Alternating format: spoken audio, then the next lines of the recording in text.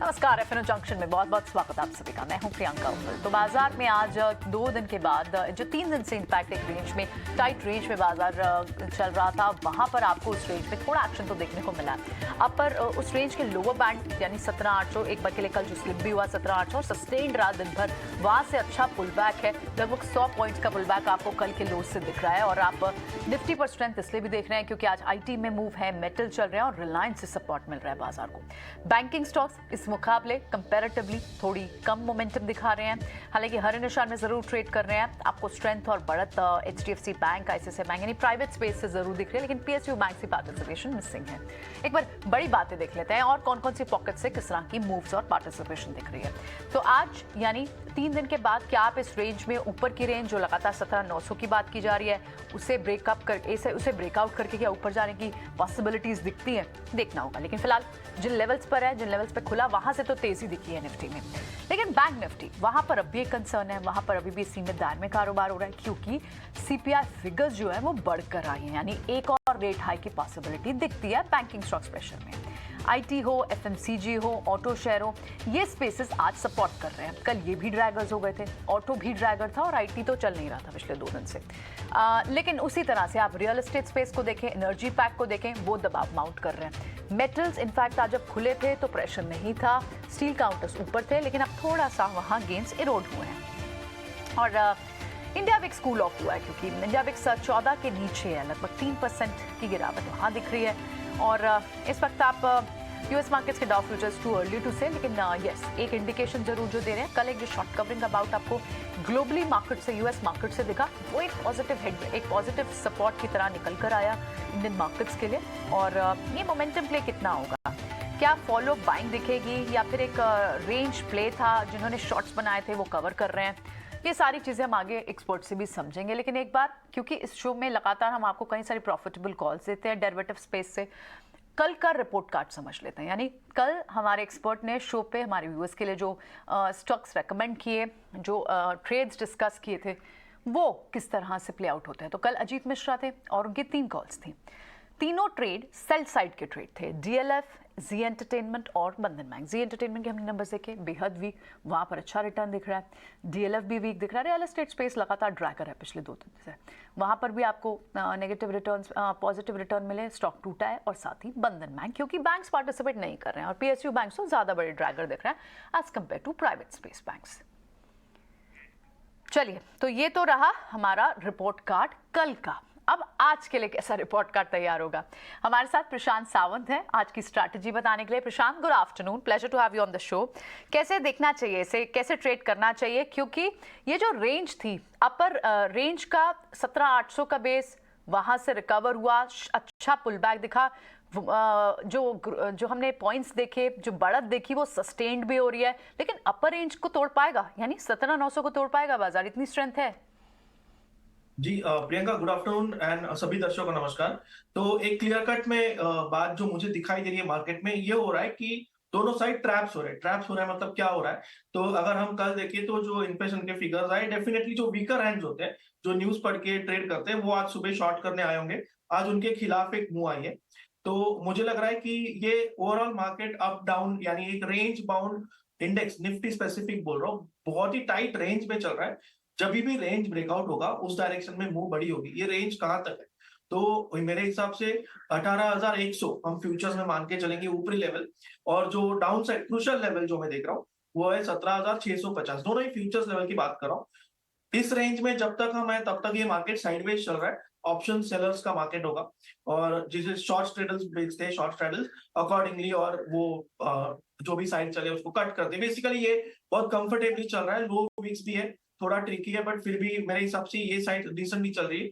जिस दिन ये रेंज ब्रेकआउट होके इसके रेंज के ऊपरी लेवल के या निचले लेवल पे 2 बैक टू बैक दिनों तक हमें क्लोजिंग मिलेगी, तब हमें एक डिसीजिव मूव मिलेगी। और वहां से मुझे लग रहा है कि इंडेक्स पे हमें फोकस करना होगा फिलहाल। जहां तक मुझे लग रहा है जो ऑप्शन बायर्स हो या जो इंडेक्स स्पेसिफिक ट्रेड कर रहे हैं, वो इंडेक्स से थोड़ा दूरी रहे, क्योंकि ऑप्शन के प्रीमियम जो है वो एक दिन पुट के प्रीमियम निकल जाते हैं, दूसरे दिन कॉल के प्रीमियम निकल जाते हैं। तो आप कौन से डायरेक्शन में ट्रेड करोगे ये क्लियर नहीं है। जहां तक लेवल्स की बात है, तो अभी के हिसाब से हम ऑलमोस्ट मैं मान के चलूंगा फ्यूचर्स में 17,900 पे, 17,780 ऑन अ क्लोजिंग बेसिस बहुत ही ज्यादा अहम है निफ्टी फ्यूचर्स को 17,780 इसके नीचे क्लोज हो जाए और फॉलो थ्रू मिल जाए, फॉलो थ्रू यानी लो के नीचे ट्रेड हो, बहुत वीकनेस दिखाई देगी। ऊपरी लेवल पे 17,980 ये क्लोजिंग आसान नहीं होगी, यानी जो 17,940 से 80 है ये जर्नी इतनी आसान नहीं होगी, यहाँ पे बहुत बड़ा रेजिस्टेंस है। तो यहाँ पे मैं देखूंगा कि किस तरह से ट्रेड करना चाहिए। अगर ये मोमेंटम कंटिन्यू हो तो आज दोपहर को आपको शायद और यहाँ से 30-40 पॉइंट मिल जाए, बट मैं 30-40 पॉइंट के लिए क्या 20 पॉइंट का स्टॉप लॉस लगा सकता हूँ? तो मेरा जवाब ना आता है, इसलिए मैं इंडेक्स पे ट्रेड नहीं करूंगा। और शॉकिंगली जब मैं बैंक निफ्टी को देख रहा हूँ निफ्टी के सामने, तो वहां पे स्ट्रेंथ नहीं है और एक मिक्स एंड मैच वहां पे चल रहा है। जैसे कि आपने देखा कि एचडीएफसी बैंक सपोर्ट कर रहा है, बट एसबीआई, इंडसइंड बैंक ये थोड़े से लैगार्ड है। आईसीआईसीआई एक्सिस जो है पूरी तरह से फ्लैट है। तो मैं थोड़ा बैंक निफ्टी पे बहुत ज्यादा कॉशियस रहूंगा। और जैसे मैंने निफ्टी का आपके लेवल्स बताए, वैसे ही बैंक निफ्टी के लेवल्स होंगे 41,100, 41,100 फ्यूचर्स में major support on closing basis, और ऊपरी लेवल पे 41,880 यानी हम 41,900 मान के चलेंगे, ये फ्यूचर्स में बहुत ही बड़ा रेजिस्टेंस है। तो इस रेंज में बैंक निफ्टी जब तक है, मुझे लग रहा है ये आप रेंज प्ले कर सकते हैं, सपोर्ट के नीचे बाय करके, सपोर्ट के नजदीक बाय करके, रेजिस्टेंस के नजदीक आ रहा था बेचिए। बट नॉर्मली लोगों को ऐसे मार्केट में इंटरेस्ट नहीं आता है क्योंकि यहाँ पे ऑप्शंस नहीं चलते, इसलिए इंडेक्स स्पेसिफिक से बेटर मेरे हिसाब से स्टॉक स्पेसिफिक या सेक्टर स्पेसिफिक रहना चाहिए। बिल्कुल पॉइंट तो ठीक है आपका। स्टॉक स्पेसिफिक भी मूव्स मिल रही हैं तो आप उसी में रहें, इंडेक्स के इस पछड़े में पड़िए ही नहीं, क्योंकि लगातार एक रेंज में फंसा हुआ बाजार है। कल तक सीपीआई फिगर्स का इंतजार था और आज अब यूएस के फेड का फेड की वहाँ से रिएक्शन आने का, यूएस सीपीआई का इंतजार है, तो वहाँ से भी एक इंपॉर्टेंट क्रूशल पॉइंट से कल कराएंगे ग्लोबल मार्केट कैसे रिएक्ट करती है। और कल ये बिल्कुल आपने ठीक कहा, जो वीक हैंड्स थे वो शॉर्ट कर रहे थे और उस वजह से वो थोड़े ट्रैप हुए हैं, लेकिन डायरेक्शन अब भी बाजार को क्लियर नहीं है। तो ऐसे में प्रशांत, डायरेक्शन क्लियर कहाँ दिखे, कौन से स्पेसेस हैं जहां क्लियरली लॉन्ग्स दिख रहे हैं, अभी उसकी बात कर लेते हैं। क्योंकि आज हमने देखा, आज आपको स्टॉक्स लाइक यूपीएल, इनमें एक अच्छी मूव खुलने के साथ ही दिखी है। आपको लगता है कि यहाँ से और तेजी बढ़ सकती है, इसे प्लस करें, या फिर आपको आज रिलायंस की मूव समझ आ रही है, या फिर आप आईटी पैक में एचसीएल टेक, इन्फोसिस जैसे काउंटर्स को प्लस करने की सलाह देंगे। ये जो तेजी वाले शेयर हैं, क्या ये तेजी में रह सकते हैं आगे? जी पहले आपने यूपीएल के बारे में बात की तो मैं उस पर अपनी राय देता हूँ। मुझे लग रहा है कि हम एक अच्छे वॉल्यूम बैक ब्रेकआउट की तरफ देख रहे हैं। ब्रेकआउट अभी होना बाकी है, 775 के ऊपर ब्रेकआउट है, पर मुझे लग रहा है यहाँ पे आप बाय कर सकते हो। आपका स्टॉप लॉस आप 740 रखो, थोड़ा सा नीचे इसलिए रख रहा हूँ क्योंकि ये स्टॉक नॉर्मली थोड़े बड़े मूव्स देता है, तो आप नजदीक रखोगे तो टच एंड गो हो जाएगा। तो 740 का स्टॉप लॉस आप रख दो। और जब ये स्टॉक 775, आप फर्स्ट टारगेट नहीं बट पहला रेजिस्टेंस है ये, क्योंकि टारगेट कहेंगे तो ये रिस्क रिवॉर्ड के हिसाब से जस्टिफाई नहीं होता है, बट जब ये स्टॉक 775 क्रॉस कर देगा तो मुझे लग रहा है आपको बहुत जल्द 800 का लेवल मिल जाएगा। तो 775 पे जब ये स्टॉक आता है, आपको सिर्फ अपना स्टॉप लॉस कॉस्ट पे लाना है और होल्ड करना है for targets near 790, 800। Overall structure very positive and volume bank वो होती है, तो मैं हमेशा वहां पे ट्रस्ट करता हूँ। तो यहाँ पे आप बिल्कुल पार्टिसिपेट कर सकते हैं। जहां तक रिलायंस की बात है, तो हम बार बार देख रहे हैं कि एक बार बाउंस आने पे उसके बाद वहां पे सेलिंग आती है। और एक बेसिक चीज में एकदम बेसिक टेक्निकल लेवल पे अगर बात करूं, तो हम 20 दिनों के एवरेज के ऊपर आए नहीं है। तो मुझे लग रहा है कि फिलहाल मैं अभी भी इस मूव को ट्रस्ट नहीं करूंगा, बट डेफिनेटली जिनके पास पोजीशन है उनको मैं एक राय देना चाहूंगा कि आप अगर शॉर्ट टर्म प्लेयर है तो आपका स्टॉप लॉस होना चाहिए 2345, 2345। और शॉर्ट टर्म के हिसाब से आप 2345 से बाय भी कर सकते हो, क्योंकि आप शायद 1-2 दिन की मूव के लिए ट्रेड कर रहे हो और आपको यहाँ से 2390, 95, ऑलमोस्ट 2400 तक के टारगेट्स मिल सकते हैं। तो दोनों में ही बाय रेकमेंड कर दूंगा, रिलायंस में थोड़ा सा सेफली और यूपीएल में डेफिनेटली, और about 775 strongly bullish for targets around 790, 800। ठीक है, ऑल राइट। तो ये तो रिलायंस पर भी बात रही, ठीक है, आप यहाँ टारगेट्स रिलायंस पर और यूपीएल पर बात कर रहे हैं। एक बार अब वो स्टॉक्स की बात कर लेते हैं जो आज शॉर्ट कवरिंग के, यानी शॉर्ट कवरिंग के बाउट जिसमें देखने को मिल रहा है, जिसमें से एक स्टॉक हमने ऑफ कोर्स रिलायंस को डिस्कस किया। Other than that there are stocks from mid cap IT space, LTI Mindtree जैसे स्टॉक्स हैं, आपको एबीबी जैसे स्टॉक्स दिख रहे हैं। यहाँ पर क्या करें प्रशांत? और साथ ही इनफैक्ट आप देखें तो शॉर्ट कवरिंग आपको दूसरे स्टॉक्स में से कोफोर्ज जैसे स्टॉक्स में भी देखने को मिली है। प्राइस जो था जिन लेवल्स पे खुला था वहां से काफी रिकवर हुआ है, सीयूबी भी रिकवर हुआ है, क्या इनमें भी जान दिखती है? जी एलटीआई माइंडट्री में इस लेवल पे प्रियंका थोड़ा मिस कर दूंगा, मुझे लग रहा है ये रेजिस्टेंस पे आए। क्यों? क्योंकि ये 200 दिनों की एवरेज के साथ स्ट्रगल कर रहा है। नॉर्मली यहाँ पे सबसे बड़े ट्रैप्स सेट होते हैं तो इसको क्लोज होने दीजिए, फॉलो थ्रू मिलने दीजिए, जल्दबाजी मत कीजिए। एबीपी एक बहुत अच्छा ट्रेड लग रहा है, रिजल्ट रिएक्शन आया है, बट ओवरऑल स्ट्रक्चर बहुत पॉजिटिव है और इसमें आप पार्टिसिपेट कर लीजिए। और मुझे ये पोजिशनल बाय लग रहा है। इनफैक्ट अभी ये 3100 के ऊपर है, तो सुबह इसने एक डिप भी बहुत अच्छी दी थी, ऑलमोस्ट 3000 के नजदीक। तो इसको आप पोजिशनली बाय कर दीजिए और 3075 क्लोजिंग बेसिस आपका स्टॉप लॉस होना चाहिए 3075। वहां से आप टारगेट 1 रख सकते हो करीबन 3200 एज योर फर्स्ट टारगेट, और उसके ऊपर 3240 का। ठीक है, ये एबीपी पे बात हुई। कोफोर्ज और सीओबी पे भी आप कुछ कहना चाहेंगे प्रशांत? जी, कोफोर्ज पे प्रियंका, जो कल प्राइस एक्शन हुई है उसके बाद ये ऑलमोस्ट एक बहुत बड़ी गैप वहां पे बनी हुई है, तो मैं थोड़ा सा वॉचफुल रहूंगा। और जिनके पास पोजीशन हो वो कल के लो के नीचे यानी ऑलमोस्ट 3980 पे एक स्टॉप लॉस रखे, जो फ्रेश खरीदारी करना चाहते हैं। आपके लिए ये 2% रिस्क होगी, तो आप वो हिसाब से कैश में खरीदारी कीजिए। फिलहाल इसको फ्यूचर्स में मत कीजिए, क्योंकि ये गैप क्रॉस करना आसान नहीं होगा। But from a investment perspective आपका स्टॉप लॉस 3980 क्लोजिंग बेसिस आ रहा है, जो कि 2% रिस्क है। आप वो हिसाब से क्वांटिटी प्लान कर सकते हो। और जहां तक कब की बात है, सिटी यूनियन बैंक, ये बिल्कुल मैं टच नहीं करूंगा। कंप्लीटली वीक स्ट्रक्चर, इसमें हर रैली आएगी वो बेची जाएगी।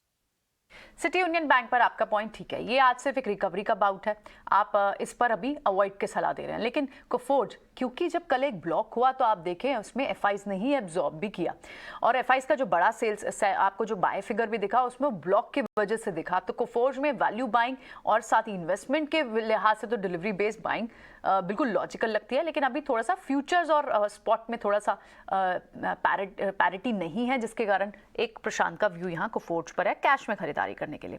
दूसरे जो कुछ स्टॉक्स हैं जहां शॉर्ट बिल्टअप दिख रहा है, अब यहाँ से थोड़े से वीक कैंडिडेट दिख रहे हैं, क्या आपको नवीन फ्लोरीन जैसे काउंटर्स या फिर बंधन बैंक जैसे काउंटर्स, और ल्यूपिन तो लगातार वीक है पोस्ट द नंबर्स ही, ये और फर्दर शॉर्टिंग कैंडिडेट्स हैं? प्रियंका, बंधन बैंक इनफैक्ट मैं थोड़ा सा भी वॉचफुल रहूंगा। ये डेफिनेटली एक वीक कैंडिडेट था, बट जिस तरह की प्राइस एक्शन आज हो रही है, मुझे लग रहा है इसको थोड़ा सा वॉच लिस्ट पे रखिए। और ये अगर 240 के ऊपर निकल जाए 240 स्पॉट प्राइस, शायद ये बाय लिस्ट में जाएगा, तो इसको आप शॉर्टिंग से हटा दीजिए। क्योंकि इसमें जो प्राइस एक्शन डाउन साइड पे होनी थी, मुझे लग रहा है हो चुकी है। अगर आज का लो ब्रेक हो जाए तो ही ये वीक होगा। लुपिन क्लियर कट वीक है, एक बहुत ही बड़ा फॉल इसमें आया है और प्राइस एक्शन क्लियरली डैमेज हो गई है, स्ट्रक्चर डैमेज हो गया है। तो यहाँ पे मुझे लग रहा है कि आप रिस्क रिवॉर्ड के हिसाब से शॉर्टिंग भी मुझे लग रहा है बहुत दूर है, अगर आप स्टॉप लॉस रखना चाहते हो तो फिलहाल ये एक जो जिसको हम कन्वेंशनल टेक्निकल्स में मिलते हैं ओवरसोल्ड, उस ट्रैजेक्टरी में चला गया है। तो यहाँ पे अगर रैली मिल जाए और करीबन ये अगर 670-75 के जोन में आए, तो आप इसमें एक शॉर्ट ट्राई करते हो। आपका एक्चुअल इसमें टेक्निकल स्टॉप लॉस होगा 686 का। तो 686 के स्टॉप लॉस से जब थोड़ी रैली आए, आप इसको शॉर्ट कीजिए। और मुझे हैरानी नहीं होगी अगर ये 640 तक के लेवल भी दिखा दे। ल्यूपिन पे प्रेशर तो है, जितने भी फार्मा में एपीआई फॉर्मुलेशन वाले बिजनेसेस हैं, और ल्यूपिन के लिए हालांकि ये कॉन्ट्रैक्ट मैन्युफैक्चरिंग, डोमेस्टिक मैन्युफैक्चरिंग में भी थे, लेकिन कुछ कंसर्न्स तो बने हुए हैं, लगातार फार्मा स्पेस पे डिसअपॉइंट कर रहे हैं ये नंबर्स। ठीक है प्रशांत, इसे हम नोट करके रखेंगे। लेकिन एट द सेम टाइम आज इंश्योरेंस स्पेस से कुछ खबर इनफैक्ट अब हमारे लिए अनुराग शाह लेकर आए हैं। सरकार ने पीएसयू बीमा कंपनियों को मार्केट शेयर के बजाय ग्रोथ बढ़ाने पर फोकस करने के निर्देश दिए हैं। ये एक एक्सक्लूसिव खबर सूत्रों के हवाले से मिली है अनुराग शाह को। आइए एक बार पहले ये पूरी खबर समझ लेते हैं। हमने देखा कि जो लिस्टेड कंपनी है, सबसे बड़ी जनरल इंश्योरेंस कंपनी है न्यू इंडिया एश्योरेंस, उसका मार्केट शेयर में लगातार कमी हो रही है। मई 2022 के अंदर कंपनी का मार्केट शेयर जो था वो 20% के करीब था, और जनवरी 2023 में आते आते करीब 13% तक आ गया है। लेकिन ये सरकारी कंपनी की जो मार्केट शेयर में गिरावट है, ये सरकार के लिए चिंता का विषय नहीं है, क्योंकि सरकार चाहती है कि जो जनरल इंश्योरेंस कंपनियां हैं और बाकी तमाम जो इंश्योरेंस कंपनियां हैं वो प्रॉफिटेबल ग्रोथ पर फोकस करे, नहीं कि मार्केट शेयर पर। तो इसी सिलसिले में हमारे सूत्रों के मुताबिक आने वाले दिनों में जो सरकार ने इंस्ट्रक्शन दिए है उसका असर दिखेगा कंपनी की प्रॉफिटेबिलिटी पर भी, और जो स्टॉक प्राइसेस है लिस्टेड कंपनियों के वहां पर भी। इस सिलसिले में हम देखें तो जनरल इंश्योरेंस कंपनियां जो है उन्होंने रिस्ट्रक्चरिंग की है अपनी कॉस्ट को बचत करने के लिए और कारोबार को बढ़ाने के लिए। जहां पर 3 टायर स्ट्रक्चर होता था उनके ऑफिसेज का, जहां पर ब्रांच ऑफिस, डिविजनल ऑफिस और रीजन ऑफिस था, उसको अब बदल के 2 टायर स्ट्रक्चर कर दिया है, जिसमें ऑपरेशनल ऑफिस और जो रीजन ऑफिस शामिल होगा। इसके अलावा कंपनियां जो है अपनी अंडरराइटिंग स्ट्रेटजी में भी बदलाव कर रही है, जहां पर क्लेम रेशियोज काफ़ी ज़्यादा है। जिस तरह से ग्रुप मेडिकल इंश्योरेंस का कारोबार है या फिर जो मोटर ओन डैमेज का कारोबार है, जहां पर क्लेम्स का काफ़ी ज़्यादा है, तो वहां पर काफ़ी सतर्कता के साथ कंपनियां अंडरराइटिंग कर रही है। इसके अलावा अगर हम लाइफ इंश्योरेंस में बात करें तो वहां पर भी LIC का जो फोकस है नॉन पार सेगमेंट पे काफ़ी बड़ा है। जो LIC के मार्जिन्स में भी बढ़ोतरी हुई है। जो लिस्टिंग के समय मई 2022 में LIC का जो VNB मार्जिन था वो करीब 9% था, वो बढ़कर 15% हो गया है और कंपनी का लक्ष्य है कि इसको 20% तक ले जाना है और इसके लिए कंपनी नॉन पार जो प्रोडक्ट है उस पर फोकस करेगी। तो सरकार की तरफ से साफ निर्देश दिया गया है सभी जनरल इंश्योरेंस कंपनियों को, LIC को, एग्रीकल्चर इंश्योरेंस को, री इंश्योरेंस कंपनी को, कि उनको मार्केट शेयर के बजाय जो फोकस करना है वो प्रॉफिटेबल ग्रोथ पे करना है। राइट, बहुत बहुत शुक्रिया अनुराग इस जानकारी के लिए। तो ग्रोथ पर फोकस करें, इंश्योरेंस कंपनियों को निर्देश दिए गए हैं, मार्केट शेयर बढ़ाने पर जोर नहीं दें, उसके मुकाबले तरजीह ग्रोथ पर दें। ठीक है, बढ़ेंगे आगे। इस बीच प्रशांत, आपसे बात करते करते देखिए मार्केट में एक फॉलो बाइंग तो आई है। इनफैक्ट 17,900 के ऊपर निफ्टी भी गया और बैंकिंग स्टॉक्स भी रिकवर हुए हैं। लेकिन क्या अभी भी कॉल्स, ऊपर की कॉल्स में राइटिंग जारी है या वहां से चेंज हुई है पोजिशनिंग? प्रियंका, अगर हम देखें तो निफ्टी का स्ट्रक्चर हम अभी 20 दिनों के एवरेज पे टच कर रहे हैं, तो यहाँ पे बार बार रेजिस्टेंस आया है। तो डेफिनेटली मुझे लग रहा है कि ये वो लेवल नहीं है जहाँ पे आप आउटराइट बाय कर सकते हो। तो इसलिए मैंने कहा कि आप इंट्राडे के लिए अगर देखें तो और 30-40 पॉइंट की मूव मिल सकती है, बट फ्यूचर्स में 17,980 के ऊपर क्लोज करना आसान नहीं होगा। तो इंट्राडे स्पेसिफिक आप ट्रेड डेफिनेटली रख सकते हैं, बट पोजिशनली और कंसिडरिंग द फैक्ट कि आज शाम को यूएस सीपीआई नंबर्स आने हैं, मैं बिल्कुल भी ओवरनाइट लॉन्ग नहीं लूंगा। हो सकता है कल 100 पॉइंट गैप अप ओपन हो, बट हो भी सकता है कि कल 100 पॉइंट डाउन हो। तो मैं जो भी मेरी इंडेक्स स्पेसिफिक पोजीशन हो, या तो उसको हेज रखूंगा या इसको आज ही क्लोज कर दूंगा। वो आपकी बात बिल्कुल वैलिड है, दोनों तरह की मूव पॉसिबल है। आज बहुत ही क्रूशियल डे को, तो सारी स्क्वायरिंग जब आज हो रही है तो शॉर्ट कवरिंग का बाउट क्या ये है जो आपको रिफ्लेक्ट कर रहा है इंडेक्स पे भी? बहुत बहुत वैलिड पॉइंट है आपका ये। प्रशांत, आपकी अपनी पर्सनल और कुछ रिकमेंडेशन है जो आपको बाजार में तेजी के मौके या फिर शॉर्ट के मौके दिखते हैं जो क्लियर कट हैं? ये तो बाकी सारे स्टॉक्स तो हम डिस्कस कर ही रहे हैं दो। जी प्रियंका, डेफिनेटली एक स्टॉक जो शुक्रवार को मैंने एफएनओ शेयरमेंट डिम्पी के साथ डिस्कस किया था वो था वोल्टास। नतीजे कमजोर थे और मैंने इसका कॉल ऑप्शन दिया था जब सब हैरान हुए थे, और वो कॉल ऑप्शन एक ही दिन में 18 से 34 डबल हो गया ऑलमोस्ट। तो नॉर्मली ये होता है कि आपको प्राइस एक्शन समझनी होती है। अब मुझे लग रहा है कि ये एक डिसेंट ट्रेंड के लिए तैयार है, और मैं वोल्टास में फर्स्ट बाय, मुझे लग रहा है कि फर्स्ट स्टॉक मेरे हिसाब से वोल्टास होगा। यहाँ पे मेरा स्टॉप लॉस होगा 840, 840 on a closing basis. Target मेरा होगा 880 टारगेट 1 और 895 टारगेट 2। नेक्स्ट पिक मैं आईटी सेक्टर से दे रहा हूँ बेस्ड ऑन द ओपनिंग।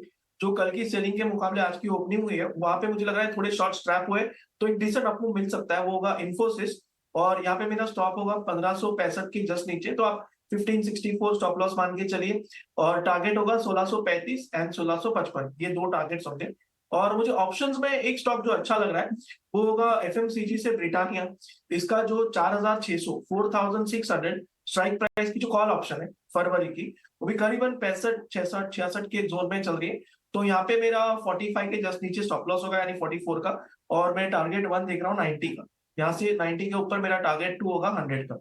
ठीक है, ऑलराइट, ब्रिटानिया आप ले रहे हैं और आपने वोल्टास का जिक्र किया। वोल्टास को हम भी लगातार प्रशांत पिछले 3-4 दिनों से डिस्कस करें क्योंकि सिक्लिकल अपटर्न, सिक्लिकल स्पेस है और समर्स का ट्रिगर है। तो वोल्टास, तो उससे पहले सिम्फनी भी खूब चला, तो इन स्टॉक्स में मूव गए, बट वेल कैप्चर्ड। आपने ऑप्शन में भी एक अच्छी कॉल दी, और इन्फोसिस आपका तीसरा रिकमेंडेशन होगा। ठीक है, वेरी क्विक एक छोटा सा व्यू आपसे प्रशांत, बहुत प्रिसाइसली चाहिए। आयशर मोटर में पिछले कुछ मिनटों में ना स्पर्ट भी आया, आज नंबर्स है। आयशर मोटर अच्छा खासा परफॉर्म किया है पिछले पूरे साल, लेकिन अभी अर्निंग से पहले कोई आपको ट्रेड दिख रहा है इसमें, या फिर वेट करें नंबर्स इसके, क्योंकि बहुत हद तक गेम आरी और हंटर की वॉल्यूम्स पे दिखेगी?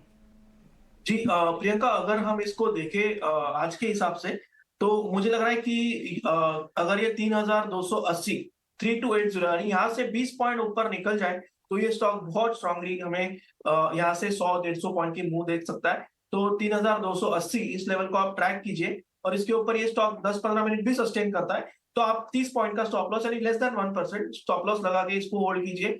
मुझे लग रहा है वहां से अच्छी मूव आ सकती है, बट अगर ये स्टॉक 3280 के ऊपर सस्टेन नहीं होगा तो ये स्टॉक स्ट्रक्चर भी थोड़ा सा वीक हो जाएगा। वीक यानी रेंज बाउंड ही रहेगा। कंडीशनल बाय 3280 के ऊपर आप इसे बाय करेंगे। ठीक है प्रशांत, शुक्रिया प्रशांत, आज ये सारी स्ट्रैटेजी और ये सारे ट्रेड्स हमारे व्यूअर्स के साथ डिस्कस करेंगे। Thanks for being on the show. चले इसी के साथ एफएनओ जंक्शन को यहीं समेटते हैं। मार्केट में इस वक्त आपको एक शॉर्ट कवरिंग दिख रही है, एक अच्छा पुल बैक दिख रहा है। 17900 के ऊपर हम कब तक सस्टेन करते हैं, थोड़े डाउट्स प्रशांत को भी यहाँ थे। हालांकि यहाँ से कुछ और 30-40 पॉइंट्स का मूव अब भी पॉसिबल है, लेकिन डिसाइसिवली क्लोज कहाँ करता है बाजार, वो बहुत अहम होगा देखना। फिलहाल मुझे दीजिए इजाजत।